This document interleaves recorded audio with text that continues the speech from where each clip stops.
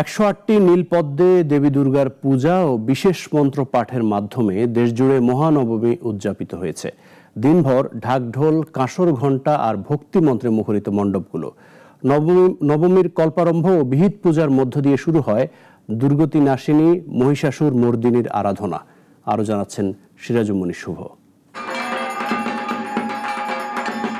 সনাতন ধর্মাবলম্বীদের প্রধান ধর্মীয় উৎসব শারদীয় দুর্গাপূজার মহানবমী আজ।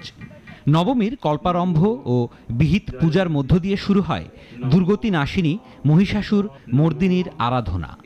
ময়মনসিংহে দেবীকে 108টি নীল পদ্ম দিয়ে পূজা দেওয়া ও বিশেষ মন্ত্র পাঠের মাধ্যমে সম্পন্ন হয় নবমী পূজা।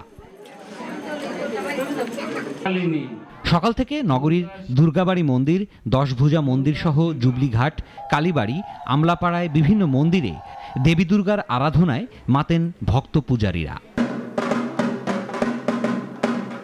কুষ্টিয়ায় নবমীর সন্ধ্যায় দেবী দুর্গার মহা আরতি করা হয়।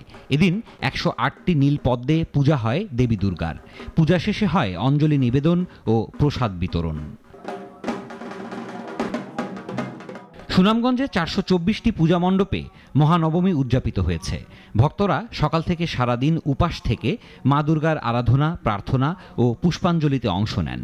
শাস্ত্রমতে দেবী দুর্গা কৈলাস থেকে গজে চড়ে মানবকুলে আসেন, আবার দোলায় চড়ে কৈলাসে ফিরে যান। নারায়ণগঞ্জে পূজা ঘিরে উপকূলীয় ও নদী তীরবর্তী এলাকায় ধর্মীয় উপাসনালয় সহ পূজা মণ্ডপের সার্বিক নিরাপত্তা পরিদর্শন করেছেন কোস্টগার্ড মহাপরিচালক। সোনারগাঁওয়ে পূজা মণ্ডপের সার্বিক পরিস্থিতি পরিদর্শন করেন নারায়ণগঞ্জ জেলা প্রশাসক, পুলিশ সুপার ও উপজেলা প্রশাসন। দুর্গাপূজা উপলক্ষে সিলেট সদরের বিভিন্ন মণ্ডপে ছিল আয়োজন। ঢাকঢোল আর সুরের লয়ে মাতেন পূজারী আর ভক্তরা। কুমিল্লায় সৌহার্দ্য ও শান্তিপূর্ণ পরিবেশে হয়েছে মহানবমীর আয়োজন। উৎসব সফলভাবে সম্পন্ন করতে মন্দির কর্তৃপক্ষ ও আয়োজকদের সঙ্গে কথা বলেন সেনা সদস্যরা। মহানবমী ঘিরে হবিগঞ্জের সীমান্ত এলাকায় দুর্গাপূজার মণ্ডপ পরিদর্শন করেছেন বিজিবি সদস্যরা। সীমান্তের 8 কিলোমিটারের মধ্যে অবস্থিত 60টি পূজা মণ্ডপ ঘুরে দেখেন তারা। 28 সেপ্টেম্বর মহাষষ্ঠীর মাধ্যমে শুরু হয় 5 দিনব্যাপী দুর্গোৎসব।